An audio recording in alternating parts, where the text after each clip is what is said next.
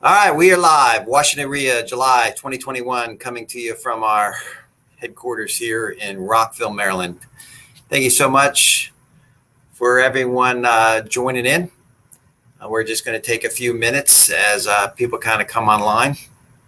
If you are online, please check in with me, say hello, tell me who you are, where you're from, as we begin tonight's Washington WREIA meeting. All right, I see a few people clicking in. Welcome, everybody. Glad you're here. Hope everyone is doing well this steamy summer. All right, I'm going to kind of get us going here. I don't like my background here. I got a little bit of mess. Apologize for that. Oh well, let's start out tonight's meeting again. Welcome everybody to Washington WREIA. We are happy that you all are here. We got an interesting subject tonight. I'm going to kind of dive into entrepreneurship versus being an investor. There we go. There we got a few friendly faces. Mark, good to see you. Oh my goodness, we got Kanye on. We must have gotten some in the email, Justin, that Kanye liked. Good to see you. Hope everything's going well. Michael, thanks for joining us. Good to see all of you. Certainly as people come on board. If you certainly have any questions over the course of the presentation, feel free to type them in. I can see them and I will do my best to answer them. If I can't answer it thoroughly, I certainly will touch base with you and follow up more completely after tonight's program. Well, as we begin, I want to kind of start out as people are kind of coming on board just to see if anyone saw that article today. It was kind of online and also featured in the Washington Post about real estate market in the West in Boise, Idaho. I don't know if anyone saw that, but that was unbelievable. If you have a chance, read that. Just the amount of activity and the amount of acceleration in values out in some of these cities and towns across the country is amazing. Obviously, the DC market is pretty good, but it's nothing like this article. I don't know if any of you saw that, but basically a guy put a sign in the ground. And as he's putting the sign in the ground, people are circling his house, asking him about list price and asking him about when it's going to go live, when they're going to have an open house, when they can come over. And it's just it's 2006 on steroids in some of these different markets. It was amazing. He ended up at 485 ask. He ended up in the low fives from a family. He had an all cash offer from an investor. Not sure how an investor makes that work, putting $550,000 cash down, paying full retail. I guess they're just trying to do a kind of an appreciation play, if you will, trying to hopefully that property goes up in value over time. Because from a cash flow standpoint, the article said they can get $2,200, $2,300, $2,400. So that return on $500,000 isn't tremendous. But if you combine that with the values going up there, it might be a great investment. They literally said that values are going up in Boise, Idaho, in certain neighborhoods, $30,000 a month. That is truly unbelievable. Certainly not sustainable, as we all know, but man, if you can ride that wave for a while, that is truly unbelievable. So just wanted to open up with that as people come on board for tonight. Tonight, we're talking about something that I find very interesting. And again, I think it applies to many of us here on our meeting tonight, whether you're just beginning into the business. As you know, if you've been a follower of Washington WREIA at all, we certainly like to address people from different angles, meaning if you're brand new to the business, hopefully we'll give you some things to think about here tonight. And then on the other spectrum, I know a lot of you here in the Washington WREIA community have been investing certainly a long time. So we certainly want to have some nuggets for you as well. So when you walk away, you feel like you got some value. Tonight's subject, entrepreneurship versus investor. Let me tell you how this kind of all came about. As you know, we've been doing this for a long time now here at Washington WREIA. I guess going on 19, maybe even, maybe we're even coming close to our 20th anniversary. And as we go month to month, sometimes we have bread and butter subjects. Sometimes we talk about how to raise capital. Sometimes we talk about how to buy and sell a note, how to buy your first rental property. We talk about network, we talk about generating leads. We talk about all sorts of things. Tonight, though, is maybe, I'm not going to say necessarily higher level, but it's something that I think we all should think about as we're in kind of the investment world of real estate. And the way this came about is this summer, my youngest son, Luke, some of you met him at the meetings before, checking people in, but he is going to be a rising senior in high school. So this summer, we've taken a little bit of time to tour some colleges, a few schools in the South, actually went out west. He's looking at a bunch of different places with hopes of getting in somewhere and making sure that mom and dad can afford it and all those good things. And we've gone on these tours. I'm sure a lot of you with college-bound kids have gone on these different tours. And as we're going through, they talk about different majors. They talk about different departments in the school. They talk about all sorts of things. And I'm not going to bore you with those details. But one of the things that is consistent with all the tours, they talk about different areas of study, right? Depending on my son's interest or your child's interest, they try to tailor that tour a little bit to their interests. And he has an interest in business. Now that is a wide open, obviously field. But as we go through some of these tours, the guides and the representatives of the schools break down some of these things that they can major in. And we've heard a few different times that they have literally a major in real estate or entrepreneurship. And Luke, obviously knowing I'm in real estate, said, "Dad, did you major in real estate when you were in college?" And I said, "Luke, we never had that kind of specific major offered to us. I went to college now in the Stone Ages. We had very broad majors. We had, economics or accounting, barely maybe even a finance major. But today, and if you've been on these tours in this realm, man, they really break it down for some of these kids. They can really be very specific in what they want to study. And real estate investment, real estate development, different areas of real estate are offered as literally a 4-year undergraduate degree major. And that got me kind of thinking, what a great opportunity that would have been back when I went to school if I knew I had the interest in real estate. Most of us today are taught self-taught, right? I mean, if you can believe it, if you've been online, you've probably done the same thing. I mean, I learned, and I told Luke this, I learned by buying cassette tapes and reading books and listening to, different people in the area that had some experience in real estate investment. That was my 4-year undergraduate degree. Basically, we bought 6 cassette tapes and then listened. Of course, as we've gone along and you've gone along, I'm sure if you're involved in this business, you've taken other classes by other investors, taken other classes maybe online, maybe gone to boot camps back in the day, 3-4 days on a specific subject. I certainly did in self-directed IRA.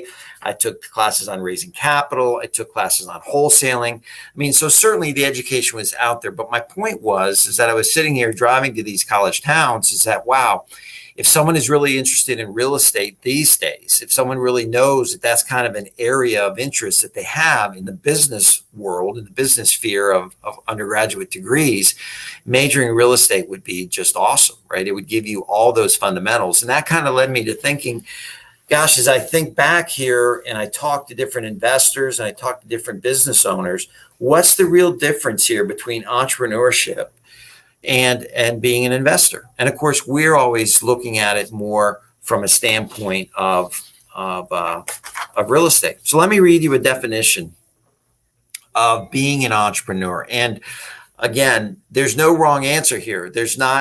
You're not better if you're an entrepreneur. You're not better if you're an investor. I'm trying to differentiate for you. But what I think all of us should strive to be, especially if you're taking time on a Monday night in the middle of July, listening to me here at WREIA, really what we all should strive to be in our businesses as real estate people. So the definition of entrepreneur, I'm just going to read this. An entrepreneur is an individual who creates a new business, bearing most of the risk, enjoying most of the rewards. The process of setting up a business is known as entrepreneurship. Okay. The entrepreneur is commonly seen as the innovator, right? The source of ideas, goods, services, and business and or procedures. Now, I'd also like to add in some characteristics. I would add ambitious. I would add self-motivated. I would add trying to create something out of nothing, willing to take risks, but okay with the idea of failing at something. And I want to reference this person because if you've never read this book, I strongly recommend it. And a lot of you have heard of it before. He says, the imagination that sparks the fire of the future, the catalyst for change. And that was a direct quote from Michael Gerber, who wrote the book, The E-Myth. And The E-Myth is a tremendous book. It talks about working at our businesses versus working in our businesses. And really, to tell you the truth, that's what tonight's talk kind of comes down to, is being an entrepreneur as a real estate person or investor versus just being an investor. Now, what I'm going to define as an investor tonight is really just someone probably just starting out. They're kind of getting their feet wet. So if you're listening in tonight and you are new to this business, you've never done a deal, you hope to do a deal, I kind of consider you an investor, meaning you're putting the pieces together. You can call yourself that. You've gotten maybe some education, and you're just in the beginning phases. The other definition of investor I would have for our talk tonight is someone that is not fully vested, if you will, in the real estate world. They have some capital. We have a lot of folks that come to WREIA that are defined as this, which is great. We need them. They have capital. They want to own one rental property. They have a full-time career, job, business, whatever you may want to call it. All right. So real estate isn't their vocation. It's not their passion. They're an investor in real estate. My brother falls in this category. He has a full-time corporate job, but he's an investor in real estate. He's provided capital to me. We've had a partnership on rental properties. He is an investor. So what I want to focus on tonight is how we become kind of that entrepreneur. What makes us different than that investor? Now, again, for some of you, that's all you want to be. You want to be an investor. And that's great. And you should surround yourself with good people. You should surround yourself with networking. You should get educated. You should make sure that your capital is getting a nice return for the risk involved. But again, you don't live, breathe, and think about real estate. You don't think, breathe like Kanye, in my mind, is an entrepreneur, meaning Kanye is constantly looking, from the things I know about him, looking for new opportunities. He's looking for opportunities where he can create value and put in value and make money and make profits, short-term and long-term, out of that. Thank you, Russell. The updated version, the E-Myth Revisit, is also a great book. Yes, it's just kind of a redone of that E-Myth. But let's talk about kind of those characteristics of an entrepreneur. Now, if you're tuning into this and you're new, or you're established and you've never really taken a little bit of time to think about this, I'm getting to a point in my career, okay, where the arc of my entrepreneurship is becoming somewhat complete, if you will. Okay. And what I mean by that is some of these characteristics, I'll come back to this arc idea. They're really committed to success and they want to create a sustainable business. They're just not in for a quick flip. Right? They're not in for one rental property. They're not into, because they watch HGTV and they want to buy, renovate, and sell a house. They're committed to this as a sustainable business. Hence that real estate major that maybe some of these undergraduates are taking.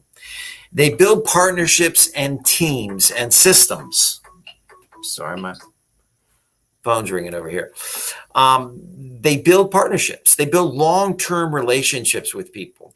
They build systems within the business so they're not always reacting to everything, but they're able to grow that business through those systems. They're always learning. Again, this is something that I find myself always doing. I'm always knee-deep in different books and different articles, different blogs, different podcasts, and most of it honestly revolves around real estate and business. I mean, I'm always trying to figure out, just interesting ways that people are doing different things. Now, that doesn't mean I always implement everything into my business, but I'm always learning, and you should be always learning too. If you want to be that entrepreneur, if you really want to grow this business, they're very strong networkers and they're always looking for opportunities. All right. So there's people out there that are again, committed and are looking for those opportunities constantly. That's where you're spending the majority of your time, networking and looking for opportunities. And they're consistent with their daily habits and routines. Okay. So kind of what does that mean? What does that mean when I say some of this stuff? They can visualize the success, right? They're in this for the long term. Because think about this. Let's go break this down a little bit. First, they learn the basics of real estate investing. Now, I don't care how you get those, how you learn that, online, through a class, through something you purchase, through a mentor, through a coach, however you do that. You certainly know that here at WREIA, we offer those things. I offer those things. I'm more than happy to sit down with new people, established people, help you get a good understanding of real estate investment. They develop they develop a business plan. Now, what do I mean by that? Folks, there's so many aspects of this business that if you sit back and just think about that, you really need to create. You need to create, a marketing plan. You got to figure out how you're going to generate leads on a consistent basis to bring that business in. I don't care what you're doing. If you want to build a rental portfolio, if you want to build a multi-unit building, if you want to build a commercial portfolio, if you want to buy notes, if you want to buy ready-made sell properties, you're looking for properties to wholesale, you need some kind of plan in place to market. You need a renovation plan. Now, I see this all the time. If Ms. Walker's listening, we've talked about this, the process of renovation. Folks, you don't even have to do a renovation to understand this. There is a process to these deals. There's an execution of these deals. And when you fail to do that, and you don't take time to step back and look at your process, those deals are going to become less and less profitable. And we're seeing it all the time right now. As deals get thinner and tighter and values go up and prices get higher, we have to have the ability to execute. And a good entrepreneur, a good real estate entrepreneur, has a process in place for those renovation projects. You have an administration part of your business. I see so many of our fellow investors fall down on that. They don't keep good records. They have no tax planning initiatives. They fall behind on bills. There's a lot of things that from an administrative point of view you need to have. Property management, if you're owning properties. Capital raise. I mean, there's endless things that if you start listing and you step back and you take some time and you start working at your business instead of always scrambling and running around and recreating stuff every single time, you're going to find your business is going to grow. On our renovation projects, we have a process. We know exactly what we're doing as soon as we buy that property, as soon as we have to turn those utilities on, get the insurance in place. We know the right contractors to get into the house day one and how that process flows to the end so we can get that house done relatively timely and back on the market. Now, it's never a complete science because there's things that always come up in renovations. There's things unforeseen. There's delays with government agencies, with permits in some cases, with subcontractors being busy. But again, if we hold to that process, we're going to have a better result. Building the team, we've talked about on this many times. So we're not going to take a lot of time on that, but you got to surround yourself with good people. You can't do all this alone. Now, you young folks, people, 35 and under, let's say, you guys have embraced technology. So building a team and building outsourcing different aspects of your business is a piece of cake to you.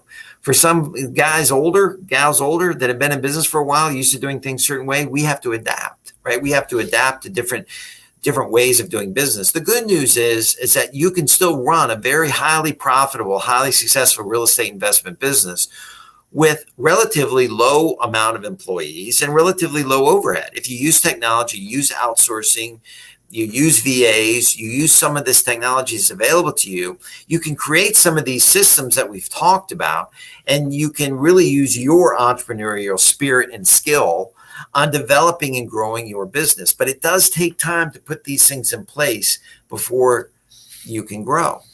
Okay. So building that team can be, people as simple as having a strong accountant. That person's not going to be full-time. Having a strong bookkeeper. That person's not going to be full-time. Having maybe an in-house general contractor if you're doing enough business. Maybe having, a good attorney. Now, again, that's not going to be full-time. So you're going to surround yourself with good professionals, right, that can support your business as you grow. And can they grow with you? Are in the right stage of their career to grow with you? So building that team is important. And then creating that business strategy. Take a minute on that. A good entrepreneur is going to sit back and go, hey, let's look at the market right now. Let's look at the market in the greater Washington, D.C. area and where we see it going in the next year, year and a half. And what's the best business strategy as a real estate entrepreneur right now? Is it, maybe banging your head around the table to find the perfect buy, renovate, and sell deal?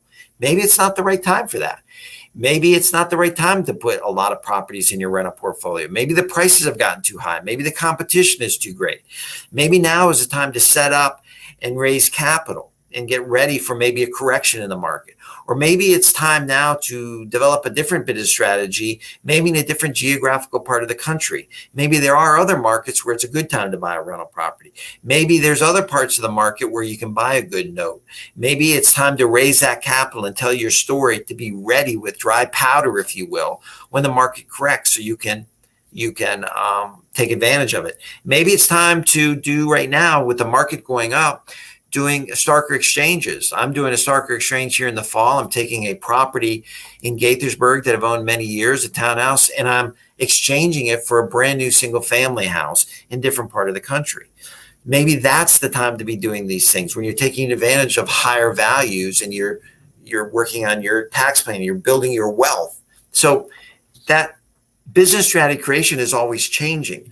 But initially, as you come out of school, if you get involved in the business, as you're maybe coming into it full time, you kind of have to have an idea and a plan on where exactly you're going to build your business. Now, for me, it was kind of dumb luck, right? When I first got in the business, I was introduced to it as a buy, renovate, and sell guy. So my business strategy is very simple. I was trying to learn how to buy, renovate, and sell properties for income. That was going to be my income, and it is to this day. That is where the majority of my income comes from. Then I was going to live on less than I made. Very simple concept. Live on less than I made and invest the rest. And I was investing that money in notes and real estate that would grow over time in value. Now, again, some of the mistakes I made is I wasn't chasing cash flow in my career per se, because I was investing mostly around this area, and this area is hard to make cash flow. So it worked perfectly, right? Until, you need cash flow, right? So now as my career is coming and I paid down properties and so forth, again, now I'm, again, moving puzzle pieces around and different things. But that was my strategy: buy, renovate, and sell for income, live on less than I made, and invest the rest in different aspects of real estate in the area. Okay. So you have to come up with that and figure out what that is. Now, again, we can talk about, the millionaire next door. We can talk about some of those characteristics. Some of you have heard these, some of you have not. They're very important. They're truisms, if you will. There's things that you can live by and understand, and read about, certainly. But most people with high net worths, most people, in millionaire, multimillionaire status, possess some of these things. Number one, they're really building wealth long term. Okay, they're not get rich quick guys. They're not do a flip, make 30 grand, and then go off to something else, a multi-level marketing business. They're in this for a long time. They understand the basics, right? They understand the basics of wealth creation. Most of them have made most of their money. They says upwards of 80+% in the real estate game of buying and holding properties. Buying and holding properties over a long period of time creates tremendous wealth in this country. Still will work, still will happen. You identify the markets, you buy some good long-term properties, and you just wait. You do some Starker exchanges, you work in your taxes and so forth. You build your portfolio the old-fashioned way. They're very opportunistic. People with money, folks, are looking for opportunities constantly. You should be too, always. You're always looking for opportunity here or in other markets. They use credit strategically, meaning a lot of them made money by borrowing, by using debt. Long-term, low-cost debt, like the environment we're in now, is going to make people very, very, very wealthy, very wealthy. I mean, imagine some people are getting these 30-year mortgages for 3% or less. That's giveaway money. If you can go borrow money right now on a long-term asset that cash flows, why wouldn't you do it? So maybe that's some of your business strategy in the current environment that we're in right now. They keep an eye on the tax man, meaning they have good accountants. They're not cheats, but they do use the tax plan in this country to, to benefit them. And so that's why it's very important to have a very good accountant. They diversify in some cases. They do take some of their monies and they go into, stocks and bonds and real estate and precious metals, and they do diversify. Now, I haven't done that. I'll be honest with you. I do have money in the stock market, but most of my wealth, most of my net worth, most of my cash flow comes from real estate oriented investments, single family, some multifamily, some notes and those things. So I kind of am not as diversified probably as I should be. A few things there. Some other things that I came up with. That I think are very true in my life. They live below their means, folks. They don't take that $30,000 flip fee and go buy and put it down on a $90,000 BMW. They take that $30,000 and they reinvest it. They're always living a little bit below their means and investing the rest. That doesn't mean they don't have good lives. They don't have incredible experiences. They don't be able to do a lot of fun things and live a very good life. But they're just not spending every nickel. They're not consumers generally, meaning they're not always spending the most money for everything. They believe in financial independence more than displaying social wealth, if you will. Okay, they value, and I value this. If the air conditioner breaks, they don't have to worry about where that $6,000 is coming from to put a new one in. I mean, I've seen this over and over. I remember my childhood meeting lawyers, very, very wealthy lawyers that lived very frugally. But man, whatever they wanted to do, when they wanted to do it, they could do it without even blinking. Okay, they would just pull the trigger. So they believe in financial independence. This is a funny one that I came up with. A lot of them are, what's the word?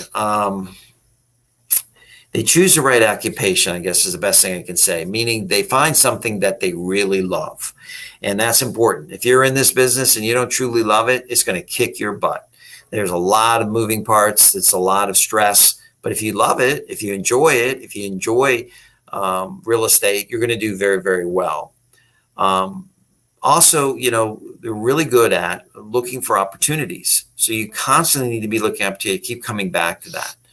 Okay, so those are some of the things that I wanted to throw out to you tonight about entrepreneur being an investor. So if you want to be a true real estate entrepreneur, okay, again, if you have questions on this or comments on this, I know some of you tuning in are established and you've done some good things in real estate. Feel free to throw some comments out or some questions. But if you want to be an entrepreneur, what I'm really trying to get here through these tours to the colleges, seeing what they're offering, seeing the fundamentals that kids can garner and you can garner through a lot of different avenues, is much different than just being an investor. I'm running into so many investors right now, and I don't even consider them real estate people on any level. They've caught a wave, they've read a book, they've seen something on TV, they have stars in their eyes, but I doubt very highly that they'll be here in a year, 2 years, 3 years. They're just not what I call real estate professionals, and they're not in this for the long haul. So if you are, again, if you're establishing the business, all right, and you find yourself not meeting your goals, if you find yourself not growing your business, I want you to step back this week. I want you to take some time. Find a place where, just a quiet place, whether in your house or maybe go rent a hotel room or go somewhere that you enjoy going for a day or two, and really start looking back on your real estate career and your real estate business and look at areas where you know you can improve, where you know that you lack, where you know that you can put in systems, where you know that if you put a little time and energy, maybe a little bit of money, that your business can grow and that you can now spend your time on doing the things that you most enjoy. Now, folks, I'm saying this because I've learned this over the course of the years. I'm definitely a one-armed man, what do they call it? One-armed man paper hanger or wallpaper hanger. I mean, I'm always doing a lot of different things that I probably shouldn't be doing, that I don't mind doing, but I probably should have hired and I probably should have had other people doing some of these things to allow me to grow my business more. And I'm still learning some of that. I'm still putting some of those pieces in place. So again, I can spend the majority of my time growing and looking for opportunities and moving puzzle pieces around and doing some of those things. Now, when I was talking about the arc of entrepreneurship, what I mean is when you first start a business, man, you're on fire. You were working a lot of hours. Okay. In fact, I've told this story before. I was almost, put in the hospital my first year of real estate investing in the Christmas time because I was so exhausted. I was working nonstop. My result wasn't tremendous. I mean, I did fine, but I wasn't lighting the world on fire. But again, as a new entrepreneur, I didn't know any of these things. I didn't know anybody. I didn't have any kind of network. I had no money, and I had to work double, triply as hard, if that's even a word, in order to achieve any result. And I remember being incredibly exhausted. I remember being defeated. I remember thinking this is not working. And my father actually stepped in and took me aside and said, listen, you had a great year. You made as much or more than you did in your previous careers at owning a contracting company. You met new people, you did new things, you reached your goal of number of deals. Maybe your revenue goals weren't the same as you wanted, but don't quit now. This is just the start of it. Look back 3, 4, 5 years from now and look where you've come from and where you will be. And that was great advice. And so that arc of entrepreneurship, you're going to work your tail off. But as you establish your business systems, as you establish your network, as you establish your education, meaning filling in the gaps of things that you don't know, understanding your strengths in business, understanding your weaknesses and hiring those weaknesses. And again, with today's technology, with all the available help that you get for relatively low cost, you can offset some of those weaknesses at a very low cost. You don't have to go hire 10 people next year. You can kind of fill in some of those gaps. And as you do that, and as your opportunities grow and as your experience grows, you're going to find yourself kind of in the middle of this arc, if you will, doing very, very well.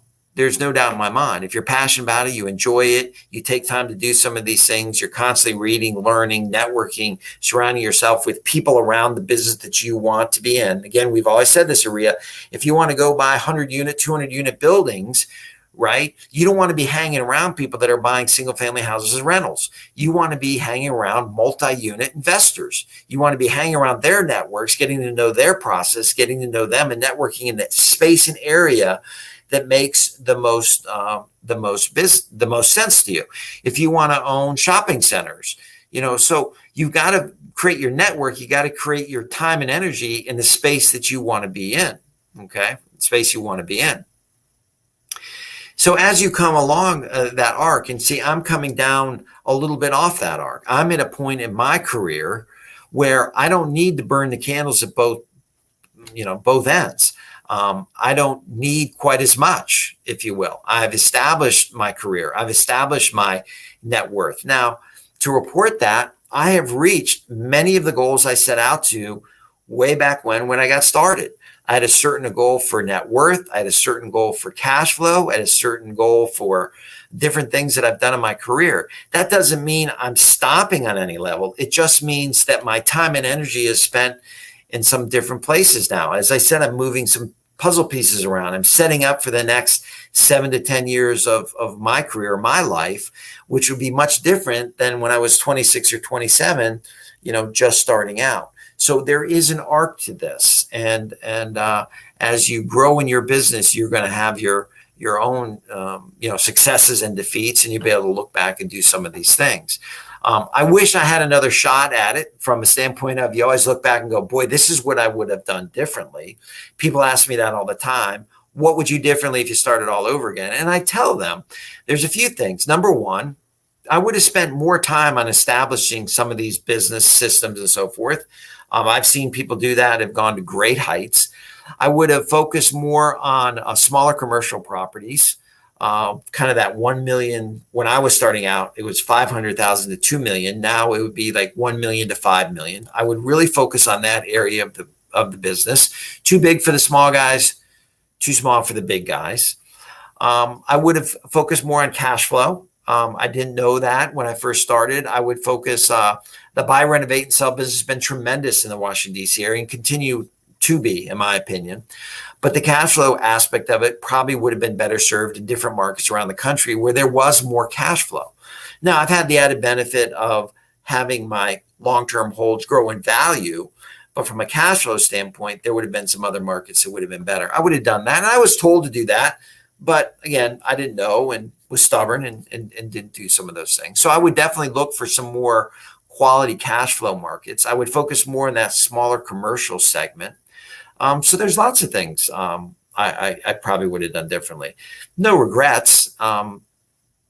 But I want to share some of this with you. So if you're starting out or you're in the middle of your career and you're thinking of where to go and what to do, maybe I certainly can be a resource. And if I can be, more than happy to help you with any of that. Many of you know that. You can reach out to me through email or phone and be happy to sit down with you and take a look at what you're doing in your business and where you might want to go. If you're new to the business, all this stuff is so exciting. I mean, you have so much opportunity out there as a real estate investor that it's crazy.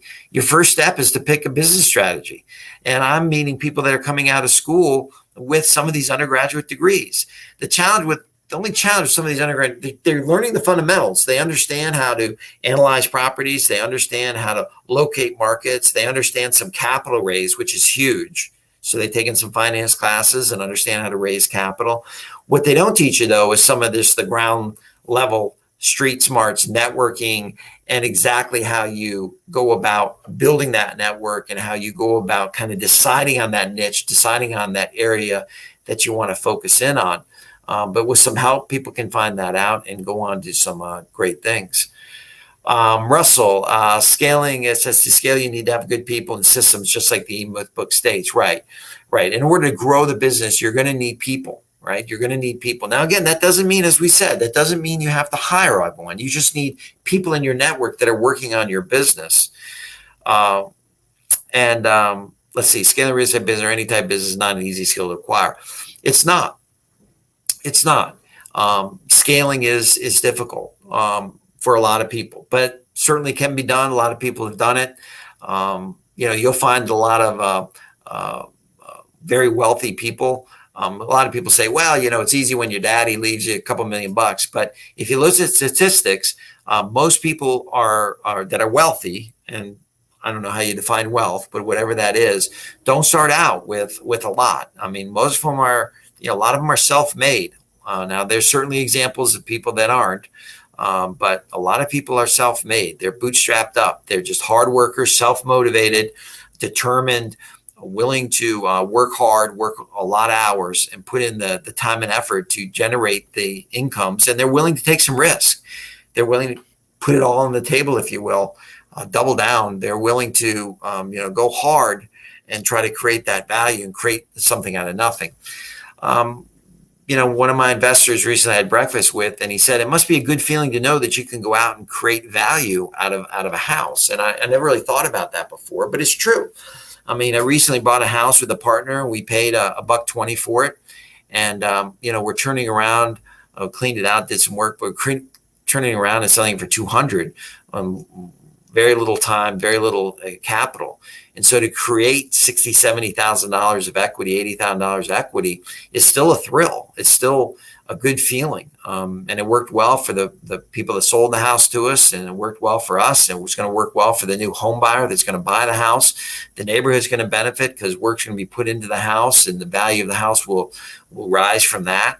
So it's nice to have a skill set where you can still go out and identify and to secure undervalued pieces of real estate, create some value through work and through repositioning, and sell that or refinance that, however you're making your money, and to create value for yourself, your family, and your business. So there's great satisfaction of doing some of this from a real estate standpoint. So I hope some of this is resonated. Again, if you have any questions or comments on this, let me know. Take a minute. Russell, you're always a good person to chime in here. Let's see. Along the way, you have find a real estate specialty that you are an expert in. For me, it was the field of bankruptcy. For others, it could be probate deals, tax deals, etc. And Russell brings out a good point. That's my point. You might not know right now what your specialty is. You might not know what your business strategy is. Maybe you have an overall idea, but as you get involved and develop it, and it's not something you luck box into. I know Russell. I know the work that Russell's put into the real estate investment business.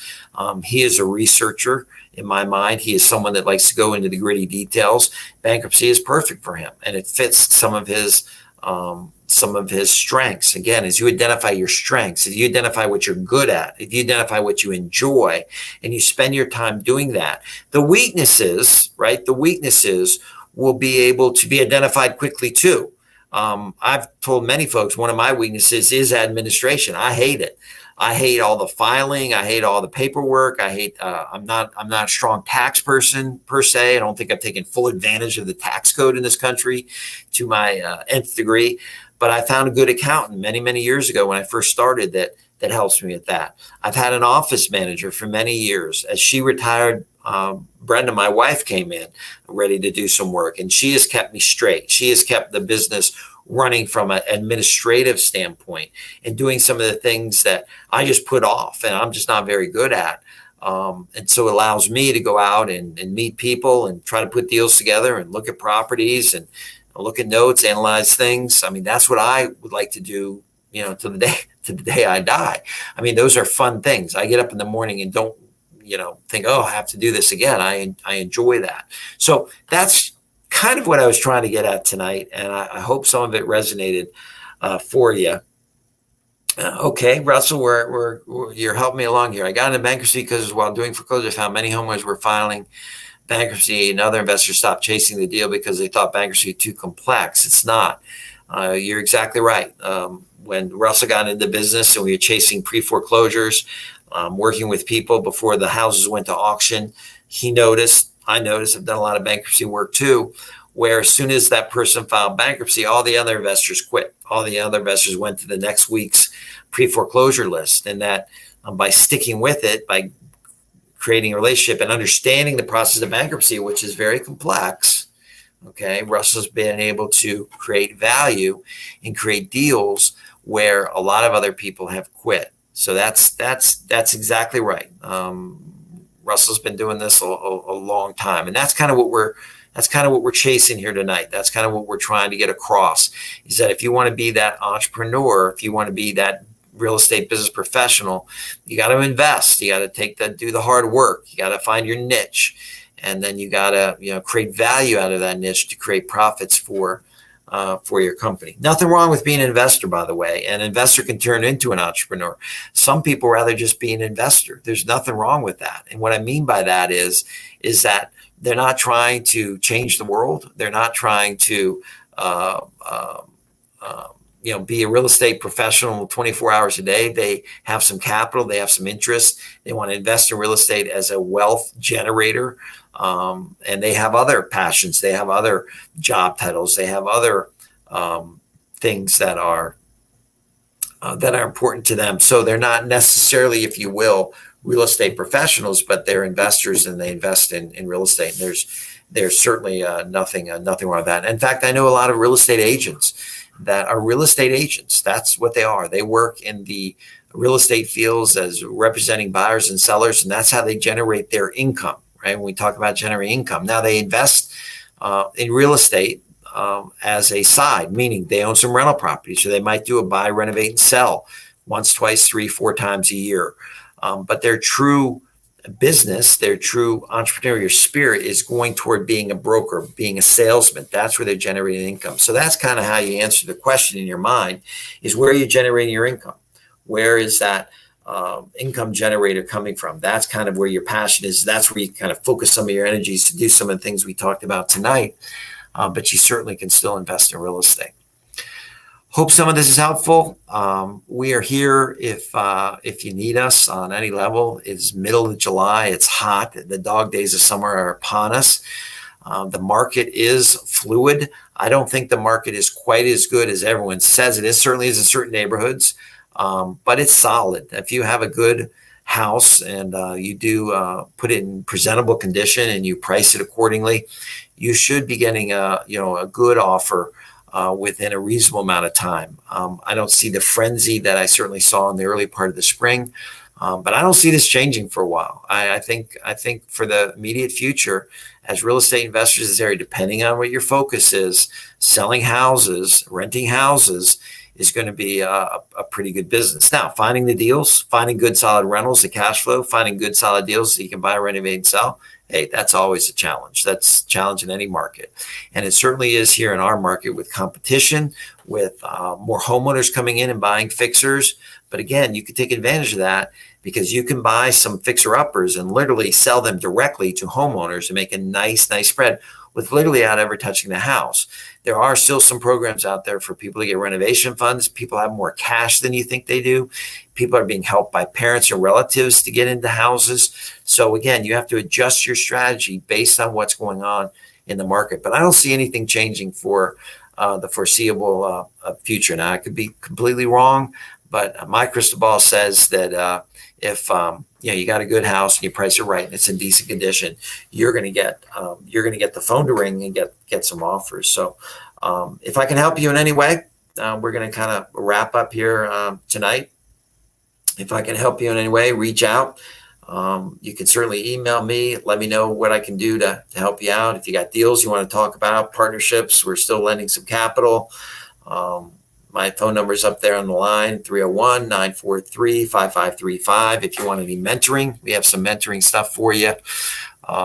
So we got a lot of things going on, very busy, doing some renovations, selling some rental properties, doing a lot of things here in the market. So hope some of this was helpful. Thank you so much for joining me tonight. And we'll be around all summer. And we'll be back with you in August. We're not going to take August off this year. I am going to do a little presentation since we're online. We'll come to you with some things. If you have suggestions on topics or subjects, certainly reach out. Let us know. I appreciate you joining me tonight. Take care. Have a good summer. And don't be a stranger. Reach out to me.